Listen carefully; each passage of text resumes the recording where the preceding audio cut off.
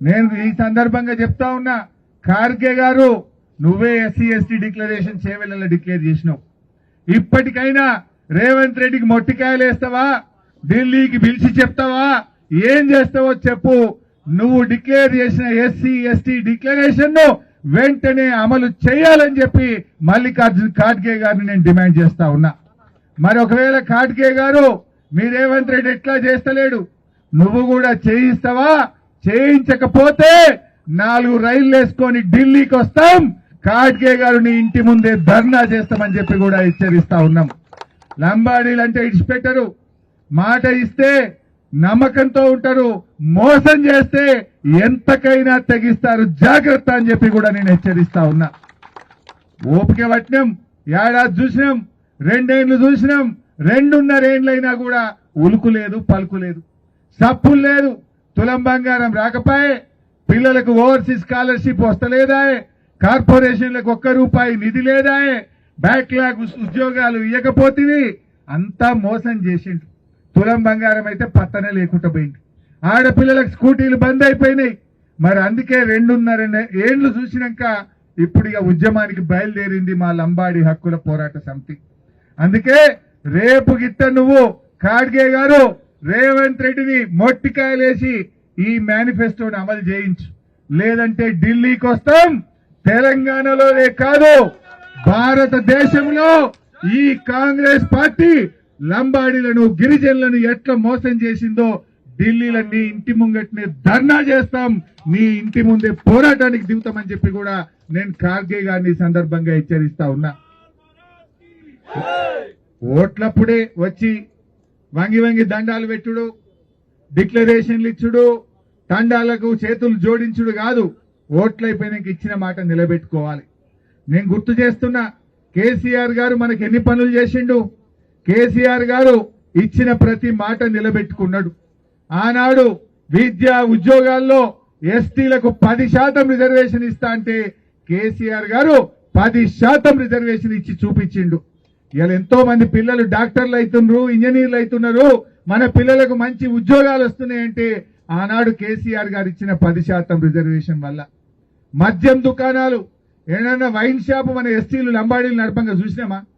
మీరు అడగకపోయినా మద్యం దుకాణాల్లో కూడా మా వాళ్ళు ఉండాలి, ₹4 సంపాదించుకోవాలని ఎస్టీలకు 5% రిజర్వేషన్ ఇచ్చింది కూడా మన కేసీఆర్ గారని గుర్తు చేస్తా ఉన్నా. పోడు భూములకు మా సత్యవతి రాథోడ్ ఆధ్వర్యంలో పోడు భూములకు 4,06,000 ఎకరాలకు పట్టాలు ఇచ్చింది నాటి బీఆర్ఎస్ ప్రభుత్వం.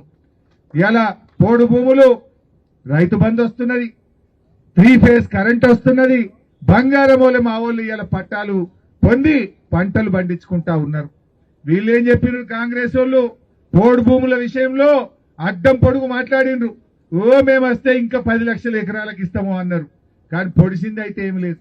అడ్డం పొడుగు మాట్లాడుడే తప్ప ఈ కాంగ్రెస్ వాడు పోడు భూముల విషయంలో పొడిసింది లేదు, చేసింది లేదు, చేసేది లేదు. 1 ఎకరానికి అని ఇచ్చిండ్రా?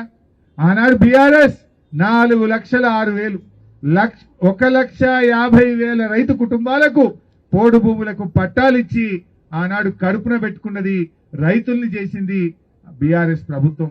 కాంగ్రెస్ వచ్చినాక గిరిజనుల మీద అటవీ అధికారుల దాడులు పెరిగినాయి, గిరిజనులను జైళ్లలో పెడుతున్నారు, గిరిజనులను ఇలా ఇబ్బందుల్లో గురి చేస్తున్నటువంటి పరిస్థితి ఉన్నది. అదేవిధంగా ఇందాకనే చెప్పిన తండాలు గ్రామ పంచాయతీలు ఏ ముఖ్యమంత్రి చేయలే. తండాలు గ్రామ పంచాయతీలు చేస్తానని మాట ఇచ్చి 3,146 తండాలను గ్రామ పంచాయతీలు చేసింది కూడా బీఆర్ఎస్ ప్రభుత్వం అని గుర్తు చేస్తా ఉన్నా. అదేవిధంగా మన సేవాలాల్ జయంతిని భారతదేశంలోనే అధికారికంగా నిర్వహించింది కూడా బీఆర్ఎస్ ప్రభుత్వమే. ఎవరు ఏ దేశంలో ఏ రాష్ట్రంలో కూడా సేవాలాల్ను గుర్తించలేదు. కానీ సేవాలాల్ మహారాజ్ మీద గౌరవం కొద్దీ కేసీఆర్ గారు సంవత్సరానికి ₹2 కోట్ల ఇచ్చి రాష్ట్ర పండగగా ఆయన జయంతిని జరిపింది కూడా ఇవాళ బీఆర్ఎస్ ప్రభుత్వం అని చెప్పి నేను గుర్తు చేస్తా ఉన్నా. బంజారా హిల్స్, మన పేరు మీదనే బంజారా హిల్స్ ఉన్నది, కానీ బంజారా హిల్స్ లో గజం జాగలేదు మనకు. ఆనాడు సత్యవతి రాథోడ్ కేసీఆర్ గారితో మాట్లాడి 1 ఎకరం జాగా ఇప్పించి బంజారా హిల్స్ లో మా బంజారాల ఆత్మగౌరవ భవనాన్ని అద్భుతంగా కట్టించింది కూడా బీఆర్ఎస్ ప్రభుత్వం అని చెప్పి కూడా నేను గుర్తు చేస్తా ఉన్నా. మన పిల్లలు మేమేదన్నా ఉద్యోగం కాదు వ్యాపారం చేసుకుంటాము మాకు సాయం చేయండి అంటే టిఎస్ ప్రైడ్, ఆనాడు టిఎస్ ప్రైడ్ పెట్టి 13,200 మంది పిల్లలకు 800 కోట్ల రూపాయలు ఇచ్చి ఇలా పిల్లల్ని వ్యాపారంలో ముందుకు తీసుకుపోయింది. స్వయం ఉత్పాది పథకాల్లో కూడా అవకాశం కల్పించింది కూడా మన బీఆర్ఎస్ ప్రభుత్వం. ఇట్లా చెప్పుకుంటూ పోతే కళ్యాణ లక్ష్మి కావచ్చు, ఓవర్సీస్ స్కాలర్షిప్ కావచ్చు, ఆడపిల్లలు చదువుకోవడానికి మహిళా రెసిడెన్షియల్ డిగ్రీ కాలేజీలు భారతదేశంలో ఎక్కడ లేవు.